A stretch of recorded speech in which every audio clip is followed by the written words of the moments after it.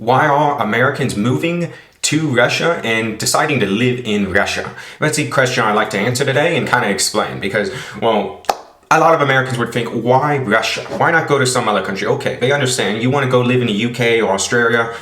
They think America's better, but they can understand. It's another English-speaking country. It's a similar culture. It's also Anglo. Well, but why would you go to Russia? Come on, Russia's like this Soviet place. It's not so good. They don't have any freedom. This is what Americans usually think. But the truth is very, very different. So that's what I'd like to explain in this video. So let's talk about it a little more. Why Russia? So a lot of the Americans moving over to Russia seem to be more on the conservative end of the political spectrum, and basically the values of the US no longer align with their personal values at home. So in Russia, you have very strong family values. You have very strong church values. So you go to Russia, pretty much everyone there is Orthodox Christian. They do believe in it to some extent at least. There is a strong church, a strong community in that regard. But also just generally, even people who don't follow the church have very strong family and social values. They believe in things like getting married and sticking together more or less the rest of your life. They believe in having kids and it being something to cherish, something to really enjoy and celebrate. They believe in just hard work and really just doing the hard work and putting your family first. They believe in like a lot of masculinity sort of things and like protecting your family sort of values. Like example being in Russia, people generally believe the man really should be going out and making most of the money, and the woman, she can work, but she doesn't have to always work. She really, if she wants to just stay at home and enjoy and raise the kids, that's perfectly fine. Whereas in the US, sometimes that's even looked down upon in a lot of circles and communities. So that's kind of why they're picking Russia in particular, is most of Europe and like Anglo countries as well, like Canada, Australia, they don't really share these family values or these more conservative old values. They share more values that the US currently has, which just aren't so strong in this regard anymore. So they feel like Russia actually suits them better than a lot of countries that are similar. Sure, there's a language barrier and some stuff to overcome, but to them, it's worth it. And yeah, that's enough of like why Russia in particular. Let's get into like what else about Russia. Another thing that a lot of Americans moving to Russia really kind of think is Russia actually has better free speech than the United States does. So this might sound absolutely insane to you. If you're from the US, you're always taught that you have lots of free speech and you can pretty much say whatever you want. But when you actually look at it now, that used to be true. Let's be fair. In the 1940s and stuff, 1930s especially, this was absolutely true. Especially before then, you could pretty much say whatever you want. You could criticize the government. You could do some strange social policy, whatever you want, and you really didn't have any large issues. That's kind of changed now. Now, if you say one little bad thing, you can get canceled off, whatever it is. Like if I say one bad thing on here, on YouTube, I could get my entire channel removed. If you say one bad thing on social media, you could get fired from your job. If you say one thing that's just out of line, you could essentially be finished, have your entire life destroyed. You might even get a police investigation against you just if you step a little bit too far out of line. So does the US really have free speech? Well, you're not going to be prosecuted and thrown in prison, at least most of the time, for what you say. But you have to, let's just say, you have to regulate your speech quite heavily, like you would in the former Soviet Union, or at least what they told us about the Soviet Union. Who knows if it's even true? But yeah, that's another reason why. Because in Russia, you really do have free speech. So if you're saying something to destabilize the country, then okay, maybe you're going to have a little bit of issues. But otherwise, as long as you're doing things that are good for the country, the people, and that adhere to the social values of the country, you can pretty much say whatever you want. If you criticize certain things, they don't really mind. If you, essentially, if you have conservative social values or family values, all sorts of things, like these people moving to Russia, you can say whatever you want, and anything you would like to say will never have any restrictions on it. Now, if you go there and you're someone who is complete opposite, you don't have any of these like traditional values or conservative values, and you go to Russia and you start like trying to spread propaganda regarding let's just say LGBT stuff, trans stuff, any sort of thing like this, and are quite extreme about it, very loud about it, you might get a knock on your door and you might get told, hey, relax a bit, we don't really want you to promote this publicly, and that's going to really be the extent of it. But they'll at least come by, warn you, say, hey, stop it, we don't really want this, we don't really like this, and that'll be that. That's not really how it works in the US. They just don't tell you if you're saying something bad, and they just come over and they destroy your life, or they spread it and you're finished. So the freedom of speech in Russia, for these people in particular, is actually quite good, and in my opinion, which is overall is better than in the US. Because if you say something wrong, they'll tell you said something wrong, they'll keep it private and say, hey, reconsider what you're saying, shut up about it, and you're not going to have any issues. Versus in the US, if you say something wrong, you might have issues without any warning whatsoever. You might just either social issues socially, or from your workplace, or whatever it might be, or potentially even from the government. You'll just get a knock on your door, and it's not, hey, please stop talking about this. It's, hey, come with me. So that's the difference. And the next thing would be, like, in Russia, people are very civilized and respectful. I don't know really how to put it very differently than that, but if you go to Russia, you see people behave in a different way. People dress nice, people actually care about how they're perceived, and they really behave in just a better manner. They care about manners, and yeah, they have respect for their society and other people in it. So if you go around the US, you will see, especially in downtowns, people really not dressed so well, not really caring too much, acting belligerent a lot of the time. You don't really see this in Russia at all unless it's really late at night next to a bar or something. And even then, usually not, because the police do have laws on the books in Russia where if you're behaving like a hooligan and causing issues, nobody really minds if you go put that guy in jail for one night. Doesn't go on your record, but put him in jail for one night, give him a little sleeper session where he calms off. So people don't really behave like that much there anyway due to the social values. But if it happens, they have ways to manage it. In the US, people just don't care, the police don't care, and it's just a mess. And this is something that happens like at night, downtown areas, but just broadly. People are respectful and they're proud in Russia. So they dress nice, and the environment they keep quite nice. They don't ignore their environment and not care if it looks good. They actually do appreciate if things are well kept, particularly in cities like Moscow and St. Petersburg. In cities like that, the Russian people behave in such a way where you would think you're transported back at least a few decades. People dress nice, they behave nice, almost everyone seems like they're a respectful business person, even though they're not. They're just average, regular people. They just are respectful people. And it's a trait that in the US, you don't really see this much. Like, of course, there are a few handful of business people and stuff who do kind of hold themselves together in a certain sort of way, but it's not average. Versus in Russia, it seems pretty average in a lot of these big cities. The next thing would be in Russia, you can live a more balanced life versus in the US, it's more kind of a rat race for a lot of people. So in Russia, I don't know if it's really because of the Soviet influence before and the mass amount of apartments they built, or if it's just due to the situation where the government doesn't push inflation and doesn't have a large national debt, so they don't have to manipulate the economy to such a degree. But life there, you don't really have to. You can live much better for what you make in Russia than you can in the US if you're like an average typical person. Housing is cheaper, food is cheaper, and just the overall quality of life is much better. Like electricity, heating is practically free in most of Russia. And this is something a lot of the American expats who moved to Russia actually, this is one of the reasons why they moved. Because in the US, a lot of the time they would be working and they would work 40, 50, 60 hours a week. Barely have time to see their wife and maybe their baby and stuff at home, and they just it wasn't really satisfying. Every month they weren't able to save, they weren't able to go on trips, they weren't able to really enjoy anything. And it's really, you're always told there's this American dream in America, it's so prosperous and stuff, but really that's only the truth if you're working like a higher level job or own a business, and really, or if you work in tech. That's basically it. If you're not in one of those areas, you're honestly not living so very good.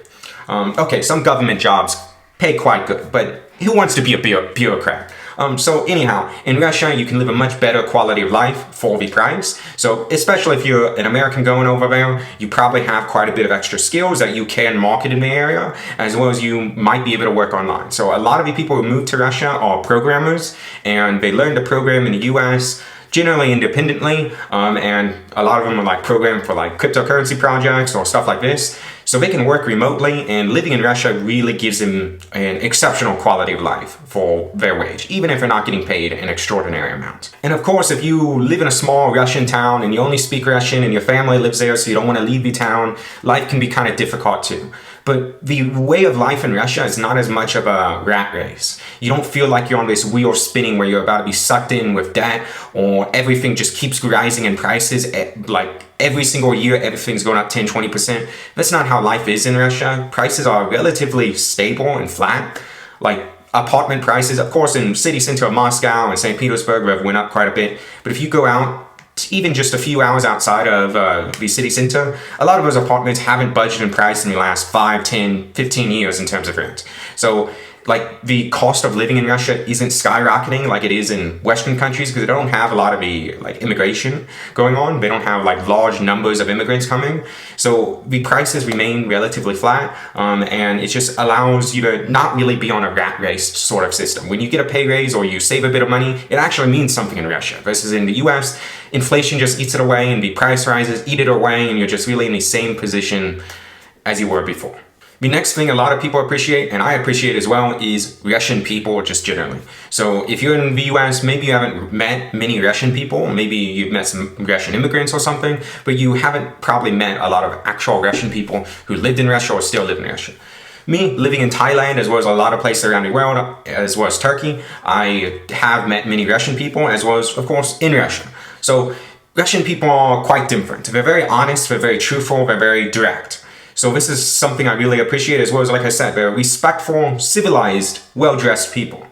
So when you encounter them, of course, if you're encountering them on some beach in, I don't know, India, like Goa Beach, or if you're encountering them in like Phuket in Thailand, on the beach, okay, they aren't well-dressed, they might be relaxing a bit too much, maybe they're drinking a bit too much, something like this. But when they're otherwise, like they're very well-dressed, respectful people, and they're always, in my opinion, the ones I've encountered always seem to be quite intelligent. They think about how things are in the world. They understand what's happening in the economy, the global system. They are kind of aware of things. Maybe it's because the US has more propaganda and they don't. Or maybe it's because they just are under more pressures and stuff like this. They interact with more like other countries than most Americans do, but they have a more open mind where they understand the world better, the economy, and what's happening in the world. Just they're more put together,